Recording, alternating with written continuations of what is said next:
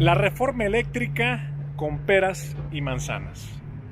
La reforma eléctrica del presidente Andrés Manuel López Obrador puede ser sin duda uno de los mayores legados de esta legislatura y de este sexenio. Es una reforma que tiene tres objetivos principales. Uno, fortalecer a la CFE. Dos, asegurar la transición energética. Y tres, reconocer la importancia estratégica del litio. La reforma energética de Peña Nieto en el año 2013 abrió el mercado eléctrico al sector privado, pero dejó a la CFE sin las herramientas necesarias para poder competir.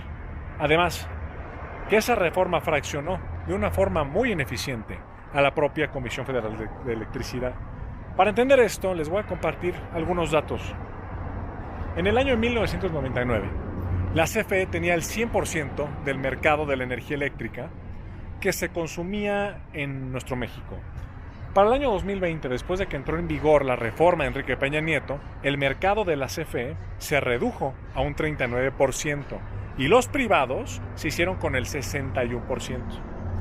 De continuar esta tendencia, para el final de este sexenio, la CFE le quedaría solamente el 29% del mercado, prácticamente nada, y para el año 2029 solamente un triste 16%.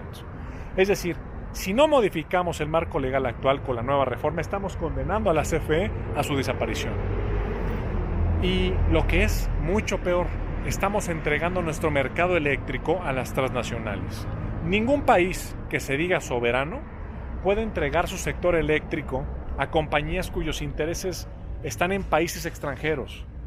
Para evitar llegar a este tipo de escenarios, la reforma que impulsamos aquí, proponemos reintegrar de forma vertical a la CFE y proponemos que la comisión sea quien se quede con un 54% del mercado eléctrico y los privados con un no despreciable 46%. El mercado energético que creó la reforma de Peña Nieto fue diseñado para maximizar las ganancias de las empresas participantes de las privadas, de tal suerte que a las empresas se les pagaba en función de quien generaba la energía más cara. Con el nuevo marco legal, la idea es solo pagarles a los privados el costo real de producción. Esto va a generar un ahorro que se va a traducir en menores subsidios públicos a la CFE. El costo de generación de la electricidad dependerá de muchos factores, pero el principal es el costo de la materia prima, como es el costo el caso del gas natural, el petróleo, el carbón, etc. De ahí que existen variaciones importantes en el costo de la variación de energía. La mejor forma de entender la magnitud del fracaso de la reforma de Peña Nieto es viendo los subsidios que cada año se le tienen que entregar a la CFE debido a la pésima configuración en el mercado eléctrico. Tan solo entre el año 2016 y 2018, que fueron los años en los que se implementó esta reforma de Peña Nieto, el nivel de subsidio que se le entregó del gobierno de México a la CFE incrementó un 136%. Estamos hablando de una barbaridad. Si el gobierno no hubiera entregado esta cantidad de dinero, las tarifas eléctricas habrían tenido que subir y las hubiéramos tenido que pagar nosotros. Estos subsidios es el gobierno federal le tiene que entregar a la CFE cada año para garantizar la operatividad del sistema eléctrico. Y ojo, no es porque la CFE sea una empresa ineficiente, sino es la gran consecuencia de la implementación de la reforma del 2013 de Peña Nieto. Gran parte de esos subsidios, ¿saben dónde terminan? En los bolsillos de las empresas privadas como consecuencia de los contratos leoninos que se otorgaron en el gobierno de Enrique Peña Nieto. Esto obviamente no es viable, de ahí la necesidad de reformar el sector. Estos subsidios explican los famosos contratos de autoabastecimiento, que son empresas generadoras de electricidad que usan las líneas de transmisión de la CFE, la red, y no pagan lo que les corresponde. Esto se llama la famosa tarifa de porteo. La tarifa de porteo es lo que se le debe pagar a la CFE por usar su infraestructura para mover la electricidad del lugar donde se genera al lugar de consumo.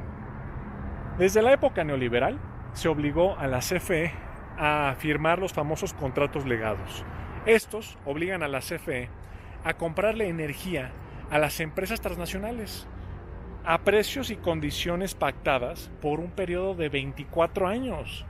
Es un abuso total. Estos contratos exprimen los recursos económicos de la CFE dando como resultado el exceso de pago y que los subsidios por parte del gobierno de México, del gobierno federal, crezcan y terminen en los bolsillos de las empresas de los transnacionales. El segundo gran punto de esta reforma es la transición energética.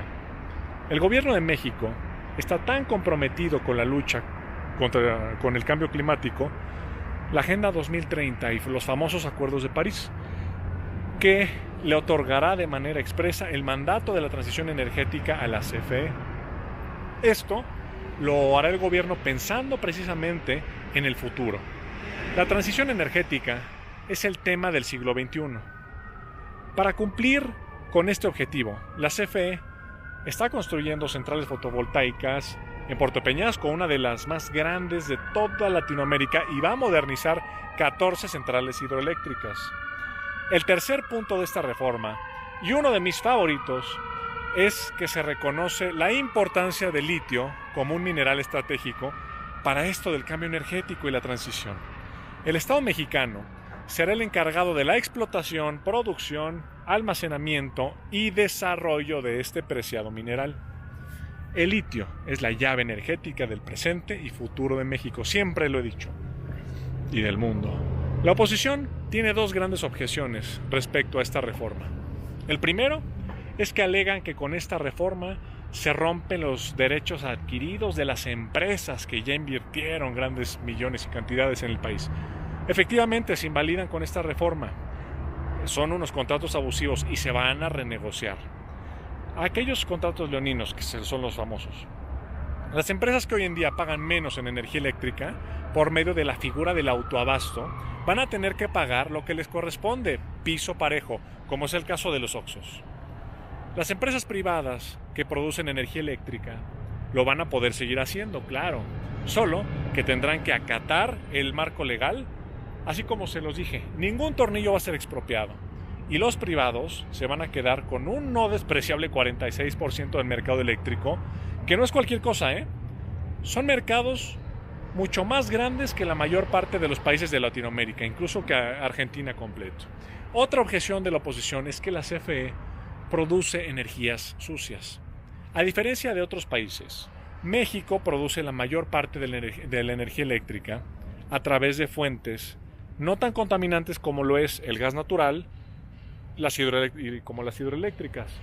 Otro ejemplo, Alemania produce el 31% de su energía por medio de la quema del carbón, Estados Unidos el 24%, India un 73%, China un 66%, y México, ¿cuánto creen? Poco menos de un 7%, y el carbón es una de las fuentes de energía eléctrica mucho más contaminantes.